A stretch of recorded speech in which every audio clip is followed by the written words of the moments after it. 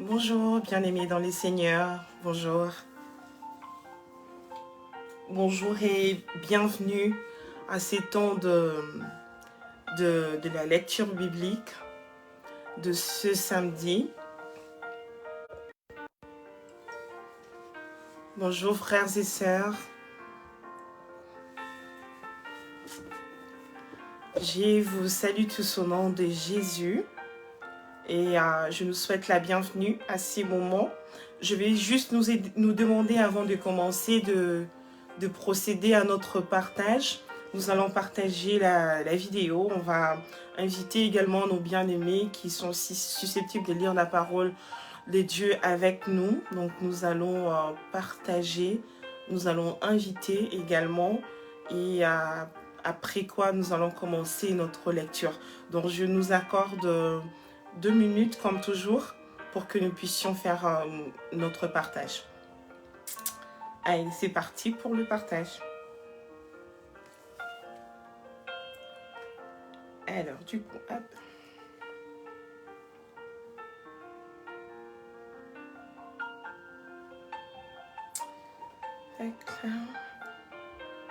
Dès que tu te connectes, eh bien, tu partages en même temps.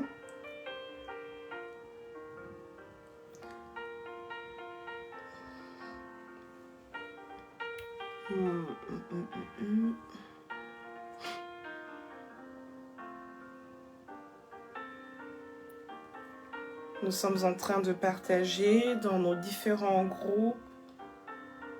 Nous invitons également nos bien-aimés. On partage.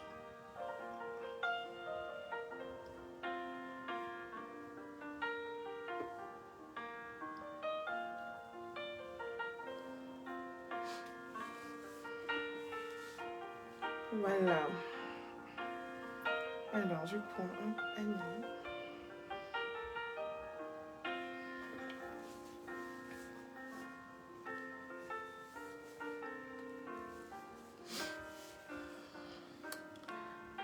Alors, si nous avons fini le partage, eh bien, on va faire notre prière avant de commencer. Nous allons rendre grâce à Dieu, on va lui dire merci pour ces temps précieux qu'il nous permet de nous retrouver encore là aujourd'hui. Nous nous étions donné rendez-vous hier, on s'était dit qu'on se connecterait aujourd'hui pour procéder encore à la lecture de la parole du Seigneur. Mais rien ne nous garantissait qu'on pourrait vraiment être là aujourd'hui. Mais le Seigneur, par son amour, le Seigneur, par sa grâce, il nous permet de pouvoir être là aujourd'hui. Eh bien, je vais nous inviter simplement d'élever nos voix là où nous sommes et de rendre grâce à notre Dieu. Nous prions. Seigneur, Dieu de gloire, nous bénissons ton nom. Nous te rendons multiples actions de grâce pour ton amour, ta bonté et ta fidélité. Merci Seigneur Jésus parce qu'en ces jours, Père éternel, tu nous as accordé la vie Seigneur. Tu nous as accordé l'être et les mouvements éternels Dieu. Tu nous as donné la bonne santé éternelle mon Dieu, mon roi, ce qui nous permet de nous connecter Seigneur à ces instants Père éternel afin de lire ta parole Seigneur Jésus-Christ. Sois béni Papa, sois élevé Jésus, sois glorifié et exalté car tu es notre Dieu. Merci pour ta protection dans nos vies éternelles, mon Dieu, mon roi, Seigneur Jésus. Merci, Seigneur, parce que tu es toujours là avec nous, éternel, mon Dieu, mon roi, Seigneur Jésus. Dans nos moments le plus compliqués, Seigneur Dieu, tu es là. Tu nous donnes la force, éternelle, mon Dieu, mon roi, Seigneur Jésus. Tu nous permets d'avoir toujours nos regards fixés vers toi, éternel Dieu. Voilà pourquoi nous venons simplement te dire merci. Merci pour ces merveilles, éternel, mon Dieu, que tu ne cesses de faire dans nos vies, éternel, mon Dieu, mon roi. Nous te recommandons ces moments éternels, Dieu Seigneur, que tu puisses être avec nous, que toi seul puisses encore venir nous instruire à travers la parole que nous allons lire, Seigneur, que cette parole puisse produire des effets positifs en nous, éternel, mon Dieu, mon roi, que ta parole, éternel, mon Dieu, puisse vraiment nous changer, que cette parole puisse nous transformer, éternel, mon Dieu, mon roi, qu'en lisant, Seigneur Jésus, que nous puissions encore apprendre davantage au nom puissant de Jésus-Christ, que toute la gloire te revienne, les débuts, les déroulements et la fin entre tes saintes mains au nom de Jésus-Christ, que toi seul puisses tirer gloire de ces instants au nom de Jésus. Amen. Amen, amen. Que le nom du Seigneur soit béni. Alors, donc, nous allons commencer notre lecture de ces jours. Je souhaite la bienvenue à tous ceux qui viennent de nous rejoindre. Eh bien, on va procéder à notre lecture. Donc aujourd'hui, nous allons lire le premier livre d'Exode. Donc on va commencer par Exode 1 et on va lire tout le chapitre du livre d'Exode 1. Voilà, je nous invite à prendre nos Bibles, à prendre nos ordinateurs, à prendre nos smartphones, nos tablettes, afin que nous puissions faire la lecture de la parole de Dieu. Exode 1, j'ai lu, je lis la parole du Seigneur. Non, pas je lis, nous lisons la parole du Seigneur. Alors, Exode 1. Voici les noms des fils d'Israël venus en Égypte avec Jacob et la famille de chacun d'eux. Ruben, Siméon, Lévi, Juda, Issachar, Zabulon, Benjamin, Dan, Nephtali, Gad et Aser. Les personnes issues de Jacob étaient au nombre de 70 en tout. Joseph était alors en Égypte. Joseph mourut, ainsi que tous ses frères et toute cette génération-là. Les enfants d'Israël furent féconds et multiplièrent, ils s'accrurent et devinrent de plus en plus puissants. Et le pays en fut rempli. Il se leva sur l'Égypte un nouveau roi qui n'avait point connu Joseph. Il dit à son peuple: voilà les enfants d'Israël qui forment un peuple plus nombreux et plus puissant que nous. Allons, montrons-nous habiles à son égard, empêchons qu'il ne s'accroisse et que, s'il survient une guerre, il ne se joigne à nos ennemis pour nous combattre et sortir ensuite du pays. Et l'on établit sur lui des chefs des corvées afin de l'accabler des travaux pénibles. C'est ainsi qu'il bâtit les villes des Python et des Ramsès pour servir de magasin à Pharaon. Mais plus on l'accablait, plus il multipliait et s'accroissait, et l'on prit en aversion les enfants d'Israël. Alors les Égyptiens réduisirent les enfants d'Israël à une dure servitude. Ils leur rendirent la vie amère par des rudes travaux en argile et en briques, et par tous les ouvrages des champs, et c'était avec cruauté qu'ils leur imposaient toutes ces charges. 15. Le roi d'Égypte parla aussi aux sages-femmes des Hébreux, nommées l'une Shifra et l'autre Pua. Il leur dit: quand vous accoucherez les femmes des Hébreux et que vous le verrez sur le siège, si c'est un garçon, faites-le mourir. Si c'est une fille, laissez-la vivre. Mais les sages-femmes craignirent Dieu et ne firent point ce que leur avait dit le roi d'Égypte. Elles laissèrent vivre les enfants. Le roi d'Égypte appela les sages-femmes et leur dit: pourquoi avez-vous agi ainsi et avez-vous laissé vivre les enfants? Les sages-femmes répondirent à Pharaon: c'est que les femmes des Hébreux ne sont pas comme les Égyptiennes. Elles sont vigoureuses et elles accouchent avant l'arrivée de la sage-femme. Dieu fit du bien aux sages-femmes et le peuple multiplia et devint très nombreux. 21. Parce que les sages-femmes avaient eu la crainte de Dieu, Dieu fit prospérer leur maison. Alors Pharaon donna cet ordre à tout son peuple: vous jeterez dans le fleuve tout garçon qui naîtra, et vous laisserez vivre toutes les filles. Amen. Amen. Que la gloire revienne à notre Dieu. Que le Seigneur bénisse sa parole. Nous allons passer à notre prochain livre. On va lire le livre, on va aller dans Job et on va lire le chapitre 18.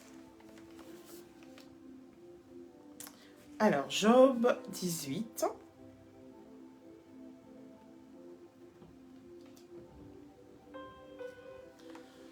Job 18, nous lisons la parole du Seigneur. Bildad de Shuach prit la parole et dit: Quand mettrez-vous un terme à ces discours? Ayez de l'intelligence, puis nous parlerons. Pourquoi sommes-nous regardés comme des bêtes? Pourquoi ne nous sommes pas à vos yeux que des brutes?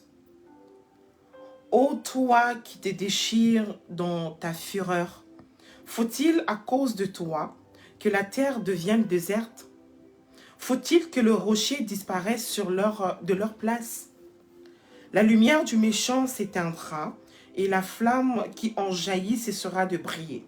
La lumière s'obscurcira sous sa tente et sa lampe au-dessus de lui s'éteindra.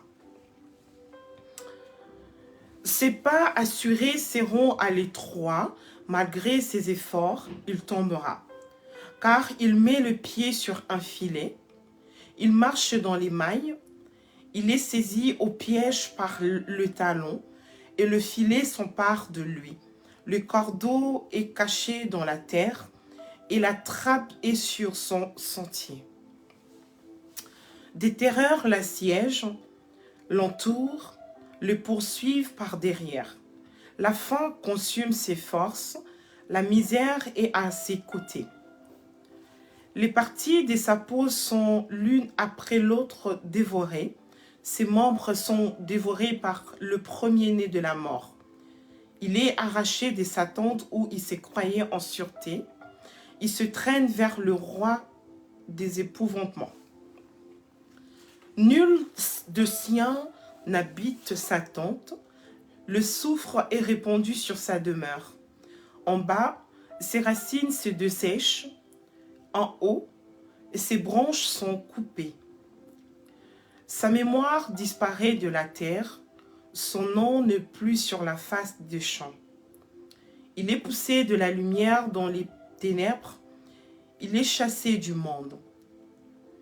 Il ne laisse ni descendants, ni postérité parmi son peuple, ni survivants dans les lieux qu'il habitait. Les générations à venir seront étonnées de sa ruine, et la génération présente sera saisie d'effroi. Point d'autre destinée pour le méchant, point d'autre sort pour qui ne connaît pas Dieu. Amen.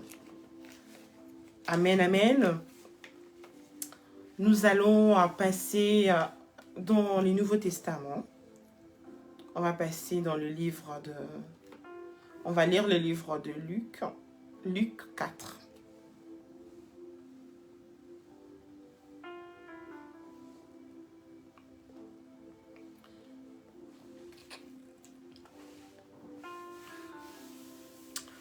Nous lisons le livre de Luc, le chapitre 4.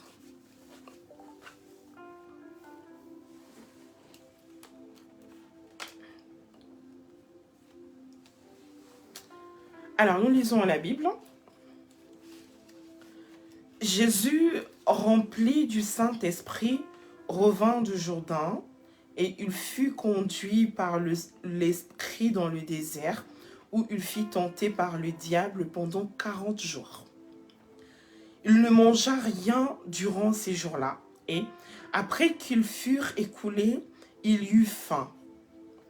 Le diable lui dit: « Si tu es fils de Dieu, ordonne à cette pierre qu'elle devienne du pain. » Jésus lui répondit: « Il est écrit, l'homme ne vivra pas de pain seulement. » Le diable, l'ayant élevé, lui montra en un instant tous les royaumes de la terre et lui dit: « Je te donnerai toute cette puissance et la gloire de ces royaumes, car elle m'a été donnée et je la donne à qui je veux.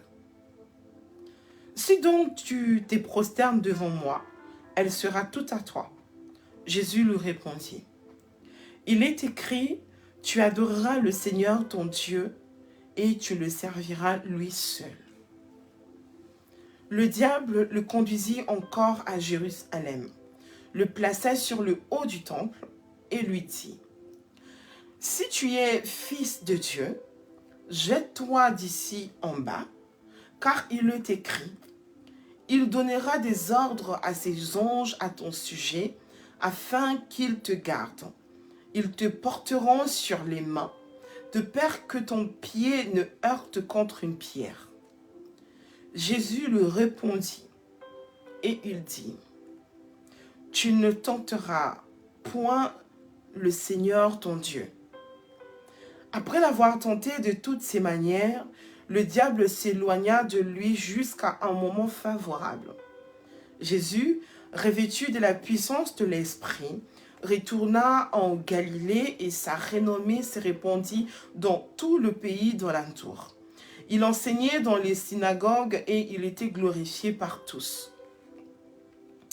Il se rendit à Nazareth où il avait été élevé et, selon sa coutume, il entra dans la synagogue le jour du Shabbat. Il se leva pour faire la lecture et on lui remit le livre du prophète Ésaïe. L'ayant déroulé, il trouva l'endroit où il était écrit « L'Esprit du Seigneur est sur moi, parce qu'il m'a oint pour annoncer une bonne nouvelle aux pauvres. Il m'a envoyé pour guérir ceux qui ont le cœur brisé, pour proclamer aux captifs la délivrance et aux aveugles le recouvrement de la vue, pour renvoyer libres les opprimés, pour publier une année de grâce du Seigneur. » Ensuite, il roula le livre, le remit au serviteur et s'assit. Tous ceux qui se trouvaient dans la synagogue avaient le regard fixé sur lui. Alors il commença à leur dire, « Aujourd'hui, cette parole de l'Écriture que vous venez d'entendre est accomplie. » Et tous lui rendaient témoignage. Ils étaient étonnés des paroles de grâce qui sortaient de sa bouche et ils disaient, « N'est-ce pas le fils de Joseph ?» Jésus leur dit, « Sans doute, vous m'appliquerez ce proverbe. Médecin, guéris-toi toi-même, et vous me direz, fais ici, dans ta patrie, tout ce que nous avons appris que tu as fait à Capernaüm. Mais, ajouta-t-il, je vous le dis en vérité, aucun prophète n'est bien reçu dans sa patrie. Je vous le dis en vérité, il y avait plusieurs veuves en Israël du temps d'Élie. Lorsque le ciel fut fermé 3 ans et 6 mois, et qu'il y eut une grande famine sur toute la terre, et cependant, Élie ne fut envoyé vers aucune d'elles, si ce n'est vers une femme veuve à Sarepta, dans le pays des Sidons. Il y avait aussi plusieurs lépreux en Israël du temps d'Élisée, le prophète, et cependant aucun d'eux ne fut purifié, si ce n'est Naaman le Syrien. Ils furent tous remplis de colère dans la synagogue lorsqu'ils entendirent ces choses. Et s'étant levés, ils le chassèrent de la ville et le menèrent jusqu'au sommet de la montagne sur laquelle leur ville était bâtie, afin de le précipiter en bas. Mais Jésus, passant au milieu d'eux, s'en alla. 31. Il descendit à Capernaüm, ville de la Galilée, et il enseignait le jour du Shabbat. On était frappé de sa doctrine, car il parlait avec autorité. Il se trouva dans la synagogue un homme qui avait un esprit de démon impur et qui s'écria d'une voix forte. « Ah, qu'y a-t-il entre nous et toi, Jésus de Nazareth? Tu es venu pour nous perdre. Je sais qui tu es, le Saint de Dieu. » Jésus le menaça, disant, « Toi, tais-toi et sors de cet homme. » Et le démon le jeta au milieu de l'assemblée et sortit de lui sans lui faire aucun mal. Tous furent saisis de stupeur et ils se disaient les uns aux autres, « Quelle est cette parole ?» Il condamne avec autorité, il commande avec autorité et puissance aux esprits impurs et ils sortent. Et sa renommée s'est répandue dans tous les lieux d'alentour. En sortant de la synagogue, il se rendit à la maison de Simon. La belle-mère de Simon avait une violente fièvre et ils le prièrent en sa faveur. S'étant penché sur elle, il menaça la fièvre et la fièvre la quitta. À l'instant, elle se leva et le servit. Après le coucher du soleil, tous ceux qui avaient des malades atteints de diverses maladies les lui emmenèrent. Il imposa les mains à chacun d'eux et il les guérit. Des démons aussi sortirent de beaucoup de personnes en criant et en disant « Tu es le Fils de Dieu ». Mais ils le menaçaient et ne le permettaient pas de parler parce qu'il savait qu'il était le Christ. Dès que le jour parut, il sortit et alla dans un lieu désert. Une foule de gens se mirent à sa recherche et arrivèrent jusqu'à lui. Ils voulaient le retenir afin qu'il ne le quittât point. Mais il leur dit, « Il faut aussi que j'annonce aux autres villes la bonne nouvelle du royaume des dieux, car c'est pour cela que j'ai été envoyé. » Et il prêchait dans les synagogues de la Galilée. Amen. Amen. Que notre Dieu soit béni. Nous allons passer à notre prochain livre. On va lire le livre des psaumes. Alors, psaume 37, 1 à 11.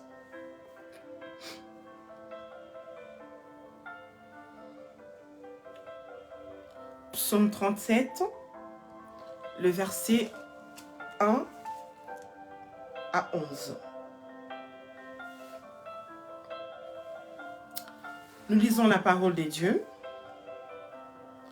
De David.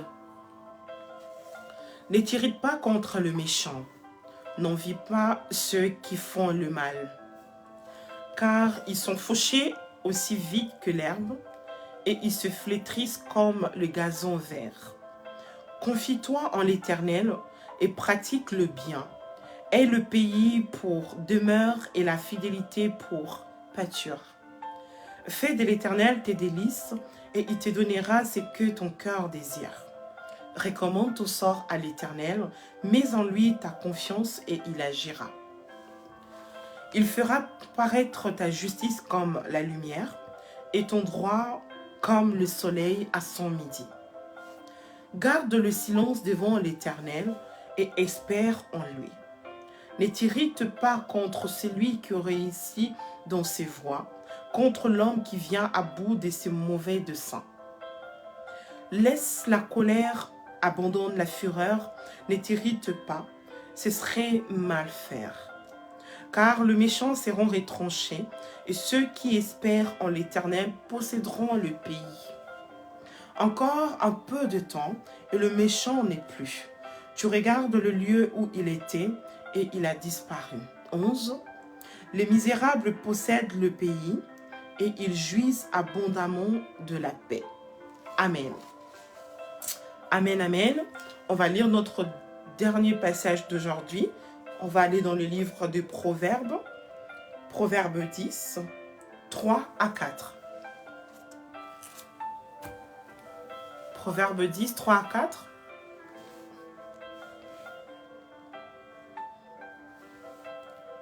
Nous lisons. L'intégrité des hommes droits les dirige, mais les détours de perfide causent leur ruine. Au jour de la colère, la richesse ne sert à rien, mais la justice délivre de la mort. Amen. Amen, amen, amen.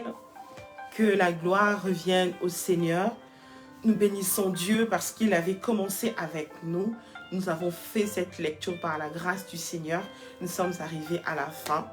Je vais nous inviter là où nous sommes à rendre grâce à Dieu, lui dire merci pour cette parole que nous venons de lire, afin que celle-ci puisse vraiment être gravée dans nos cœurs, que cette parole puisse être ancrée en nous, que nous puissions marcher observant pratiquons toujours la parole du Seigneur dans nos vies.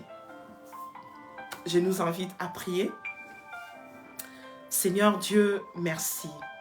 Merci pour ces temps que nous avons passés devant toi. Nous savons que ce n'est pas un temps perdu.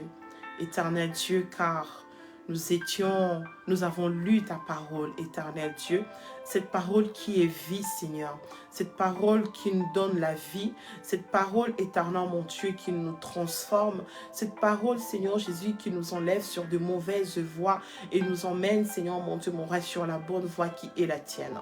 Merci, Seigneur Jésus-Christ, pour mon frère et ma sœur, Père éternel, qui étaient là présents, éternel mon Dieu, mon roi, Seigneur, en cette lecture d'aujourd'hui. Merci, Père éternel, pour ceux-là également, Papa, qui vont se connecter, éternel mon Dieu, et qui suivront cette lecture en différé, éternel Dieu. Papa, que toi, tu puisses ouvrir l'entendement spirituel de tout en chacun de nous, afin que nous ne puissions pas comprendre, éternel Dieu, ta parole, éternel mon Dieu, selon la chair, Seigneur, mais selon esprit, car ta parole est esprit. Merci, Seigneur Jésus-Christ, de nous permettre encore de nous retrouver, Seigneur Dieu, encore la prochaine fois, Père éternel, Seigneur Jésus, afin que nous puissions encore lire ta parole, Dieu, et on ne manquera pas de bénir ton saint nom. Bénis ta servante, maman Micheline, éternel, mon Dieu, mon roi, pour cette initiative prise, éternel, mon Dieu, mon roi, pour ce que tu avais déposé en elle, éternel, mon Dieu, mon roi, et qu'elle a mis en exergue, Seigneur. Que toute la gloire te revienne parce que tu es notre Dieu. Au nom puissant et glorieux de Jésus-Christ, nous t'avons ainsi prié et nous disons gloire et louange à toi, Seigneur Jésus-Christ. Amen. Amen, amen, amen. Que le Seigneur puisse bénir tout en chacun de nous. Je nous souhaite de passer une très bonne fin de journée. Je nous donne rendez-vous demain, toujours à la même heure. Voilà. Il ne me reste plus qu'à vous dire que je vous aime de l'amour du Seigneur et je vous dis à demain.